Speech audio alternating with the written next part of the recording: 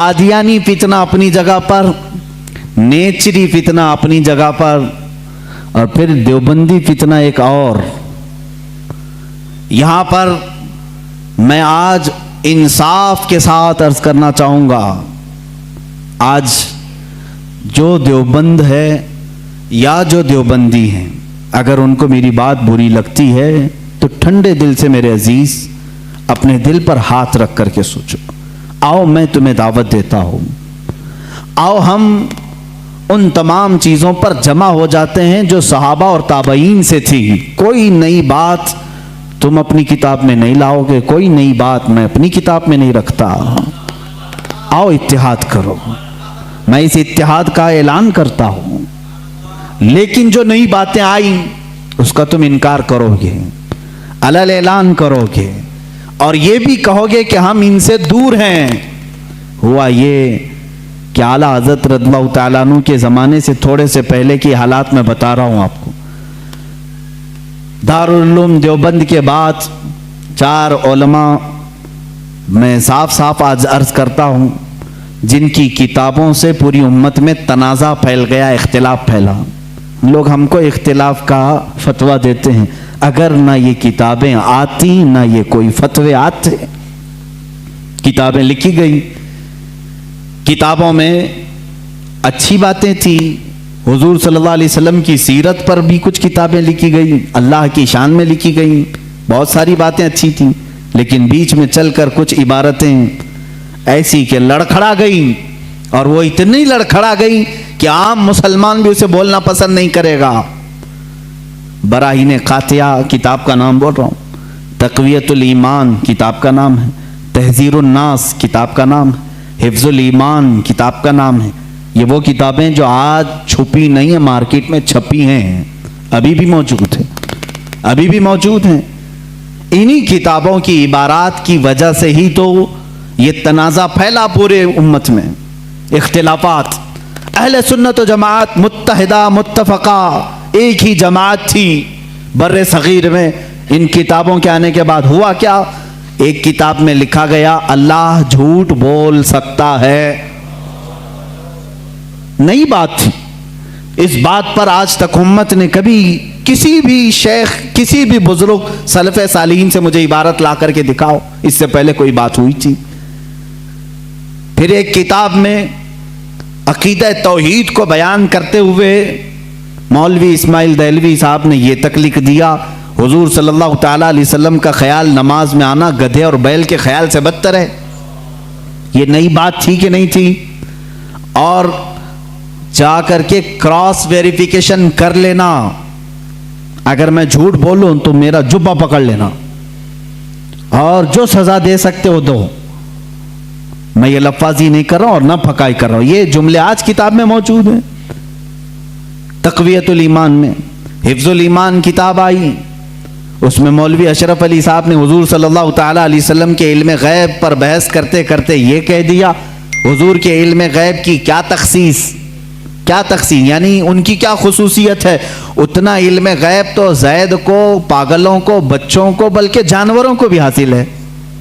شیطان کا علم غیب تو قرآن سے ثابت ہے، انہوں نے کہا شیطان کا علم غیب قرآن سے ثابت ہے، حضور صلی اللہ علیہ وسلم کے علم غیب کی کیا خصوصیت ہے؟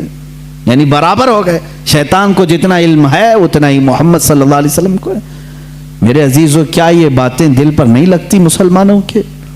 یہ عبارتیں آئیں، کتابوں میں لکھی گئی، اور بڑا فتنہ یہاں سے بھی ہوا مولوی قاسم نانوتوی صاحب کی کتاب سے، کہ انہوں نے یہ بھی لکھا کہ بالفرض بعد زمانے نبی کے اگر کوئی دوسرا نبی پیدا ہو گیا تو حضور کے خاتم النبیین ہونے میں کوئی فرق نہیں آئے گا، یعنی کوئی دوسرا نبی پیدا ہو سکتا ہے، اگر ہو گیا، اگر مگر کی بات ہی چھوڑو، جب حضور نے 1400 سال پہلے کہہ دیا، فرما دیا کہ میرے بعد کوئی نبی نہیں ہو سکتا تو نہیں ہوگا۔ آپ کتاب میں یہ نئی بات لکھنے کی کیوں ضرورت پیش کی؟ آپ کو کیوں ضرورت پیش آئی کہ اگر اب کے زمانے میں بھی کوئی نبی آئے گا تو حضور کے خاتم النبیین ہونے میں کوئی فرق نہیں آئے گا؟ تو آپ کی اس بات سے پتہ نہیں کتنے محلوں میں کہاں کوئی نبی ہونے کا اعلان کر دے گا۔ عزیزان گرامی وقار، یہ کتابیں پورا کا پورا ہندوستان ایک کھلبلی مچا چکی تھی، کوہرام بپا تھا، تنازعات میں گھر گئے۔ قادیانی اپنے نبی ہونے کا اعلان کر رہا ہے، ادھر ایک نیچری فرقہ ہے علی گڑھ سے جو قرآن کے معجزات کا انکار، حسیات کو صرف ماننے والا، نیچر کو صرف ماننے والا اور مغیبات کو نہیں تسلیم کرنے والا، اور ایک طرف عظمت رسالت صلی اللہ تعالی علیہ وسلم پر، رسول کریم صلی اللہ تعالی علیہ وسلم کے متعلق یہ سارے جملے آ رہے ہیں۔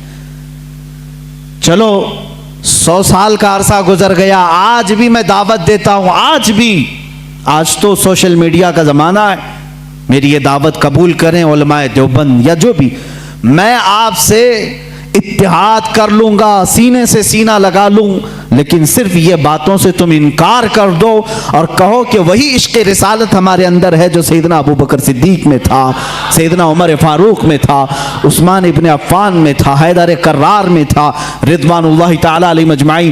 جو مشائخ اہل سنت نے ہمیں محبت رسول اور تعظیم رسول سکھایا ہے اسی پر ہمارا اتفاق ہے، آؤ میں سینے سے سینہ لگانے کو تیار ہوں۔ ہم کون سا اختلاف چاہتے ہیں آپ سے؟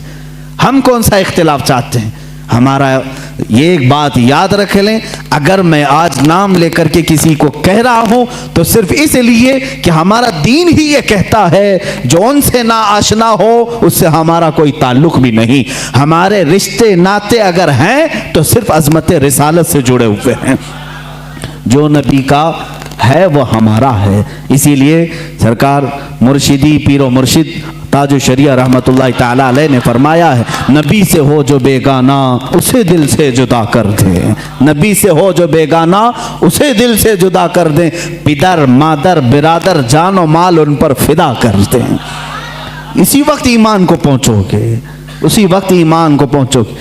اب یہ حالات میں بتا رہا ہوں آپ کو، انڈیا کے، ہندوستان کے، اکھنڈ بھارت کے حالات، مسلمانوں میں تفرقہ پیدا کیا انگریز، اور انہوں نے اپنے مال، اپنی حکومت، اپنی سلطنت کو پھیلانے کے لیے، بہادر شاہ ظفر کا قتل ہو چکا تھا، اس کے بعد علماء حق نے محسوس کر لیا کہ انگریز درمیان امت تفرقہ ڈال کر اپنی کرسی سنبھالنے کی کوشش کر رہا ہے، تو وہ مرد مجاہد علامہ فضل حق خیر آبادی رحمت اللہ تعالی علیہ نے دلی کی جامع مسجد سے فتویٰ صادر فرمایا کہ انگریز ہندوستان کا دشمن ہے، ان سے قتال کرنا فرض ہے مسلمانوں کو۔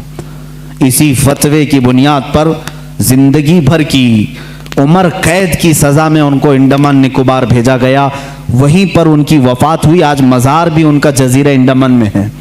مولانا کفایت علی کافی رحمت اللہ تعالی علیہ، جو 1857 کی یہ جو غدر ہے، اس کے بعد کے علماء اہل سنت کی بات میں کر رہا ہوں، انہوں نے محسوس کر لیا اسی زمانے میں کہ انگریز نے فرقہ پیدا کر دیا ہے، کچھ علماء اس کی بولی بول رہے ہیں۔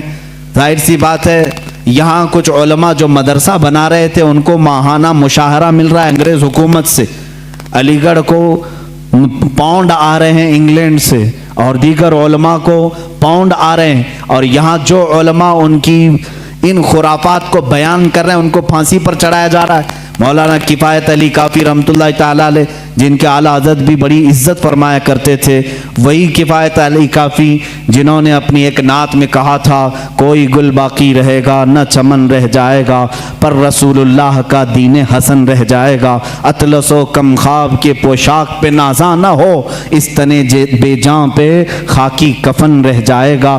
یہ جو نعت انہوں نے لکھی تھی اس وقت جب آپ کو پھانسی کے پھندے پر چڑھایا جا رہا تھا، یہ مولانا کفایت علی کافی، پھر مولانا عنایت احمد کاکوروی رحمت اللہ تعالی علیہ، جن کو جیل کی سلاخوں کے پیچھے انگریزوں نے بند کیا، اس ایک عالم ربانی نے پتھر کی ٹھیکری سے دیواروں پر پوری علم الصیغہ کتاب لکھ دی تھی، جو آج بھی عالم کورس کی کتاب میں پڑھائی جاتی ہیں۔ عزیزان گرامی وقار، اگر انگریز کو उलमा से मोहब्बत थी और वो मदरसे की संगे बुनियाद में आ रहे थे, तो इन उलमा के साथ वो काला पानी की सजाएं और मौत और फांसी की सजाएं क्यों दे रहे थे? आप समझा करें, कुछ उलमा को वो शहीद कर रहे थे और कुछ उलमा को वो पैसों से पाल रहे थे। ये हालात बड़े दिगरगूं थे, उम्मत में तफर्रका इख्तिलाफात आ चुके थे। अब ये वो ज़माना था, नेचरियत अपने पांव फैला रही है, कादियानियत अपने पांव फैला रही है, दहरियत अपने पांव फैला रही है, और एक तरफ गैर मुक़ल्लिदियत भी अपने पांव फैला रही है। हिंदुस्तान की सरजमीन जो अहले सुन्नत व जमात का कहवारा थी, औलिया का मरकज़ थी, ये ख्वाजा हिंद का हिंदुस्तान था, ये महबूब इलाही की विरासत की ज़मीन थी। यहाँ साबिर कलियरी के मुजाहिदात थे, यहाँ बाबा फरीद के नगमे थे, यहाँ पर औलिया कामिलीन का गुलशन था, ये तमाम सूफिया कामिलीन के परवरदा मुरीदीन का एक अजीम गुलिस्तां था। इस गुलिस्तां को कई अंग्रेज़ों ने अपने पाँव से कुचलना शुरू किया, इसमें खिज़ा आने लग गया। इस हसीन गुलदस्ते में, हिंदुस्तान के गुलदस्ते में फूल मुरझाने लगे।